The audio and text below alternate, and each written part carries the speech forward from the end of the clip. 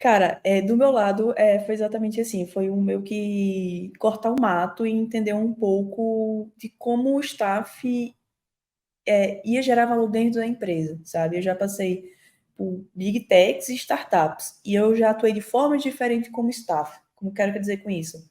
Dentro da Loft, que foi a primeira experiência como staff, eu trabalhava alocada dentro do squad. A gente falava muito de 80-20, né? Então, 80% do nosso tempo era dedicado a um contexto de squad de produto e 20% pensando em parte de desenvolvimento técnico e olhando de forma cross para outros times. Já no iFood, eu tive uma atuação completamente 100% cross. Então, eu não estava alocada em nenhum squad e estava ali muito mais focada em olhar para a visão de produto e ajudar o time de forma técnica. Se você perguntar para mim, para a Duda, como eu prefiro atuar, eu gosto muito de atuar dentro de um contexto de squad, que isso faz com que me ajude a ter uma visão melhor cross, do que olhar 100% cross, porque às vezes é aquilo, você está olhando para tudo e acaba não olhando nada, você não coloca a mão no produto, e eu acho que você fica numa posição mais de gestor de produto do que propriamente de designer de produto. Então, no início, para mim, era muito assim, cara, a gente ainda vai descobrir como aqui na Loft um staff vai desempenhar melhor um papel. Tanto que logo assim, nos primeiros meses assim de posição, eu já conversava com o meu manager na época, que era o Vila, falava, Vila, 80-20 não funciona. Porque quando a gente pega a agenda do Google Calendar, eu tangibilizei muito claro para ele. Peguei o calendar, coloquei as reuniões que a gente tinha cross-empresa, então os AMAs, o Talk to Florian, as partes de todos os rituais de design team. Peguei todas as reuniões que a gente tinha só do contexto de squad, e quando vinha, sobravam 2 horas para uma atuação mais cross. Então, o que eu trouxe para ele talvez a gente, quando a gente atua dentro de um squad, a gente precisa de uma outra dupla de design para ajudar muito a gente nas entregas do dia a dia, porque no final é isso. Como a gente está dentro de um contexto de squad, a gente tem entregas para fazer, rituais de time para estar junto. Então, foi quando eu falei, mostrei para ele, e foi quando a gente começou a entender que quando um staff está dentro de um contexto, ele precisa, no contexto da Loft, tá? Porque eu já passei com situações completamente diferentes. Então, no contexto da Loft, a minha primeira experiência foi, cara, os staffs precisam de design, porque de um outro design, uma dupla, tanto um sênior, um pleno, um júnior, foda-se, porque diferente do manager, que ele não toca, pelo menos na Loft, ele não estava ali focado em entregas, não tocava de fato no Figma, na época era Sketch, não estava ali na mão no produto, então ele tinha um pouco mais de tempo para conseguir olhar com mais calma a parte de desenvolvimento e gestão do time, diferente do staff, que já estava bem consumido com o ritual de time. Então, a gente viu essa necessidade. Então, foi meio que assim, respondendo de fato a sua pergunta, a gente foi meio que descobrindo como o staff ia gerar tanto valor para a empresa como para o time, sabe?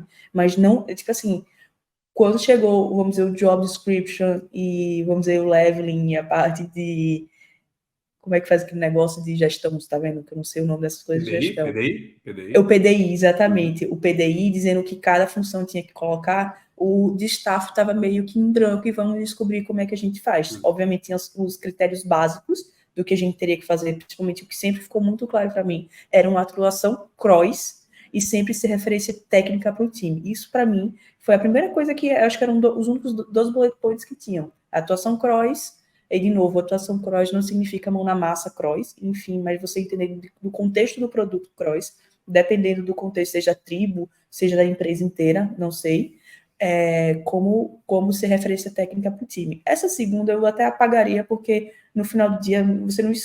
Porque a pessoa staff, ela é minha referência técnica. Eu acho que você escolhe suas referências técnicas de acordo com quem você de fato admira e quem você quer de fato sugar aprendizados. Então, acho que acho que a única coisa que eu colocaria hoje, na época, se eu tivesse voltado 3, 4 anos atrás, seria de fato uma atuação cross e de fato entendendo mais ou menos como é a atuação para a empresa.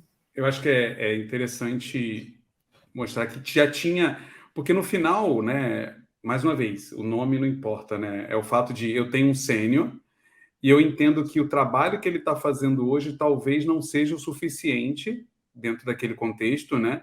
Então, tipo, puxa, ele está aqui focado na squad, né? Como você falou, puxa, talvez eu precise mais. Será que esse sênior que eu tenho hoje faria isso ou eu preciso de alguém mais sênior ainda, né? Um sênior 2.0 para fazer esse cross, né? Como você falou. E eu achei legal essa referência que você falou, porque eu não concordo que não é a referência. Eu acho que, assim, você coloca a pessoa lá porque ela é uma referência profissional dentro do time.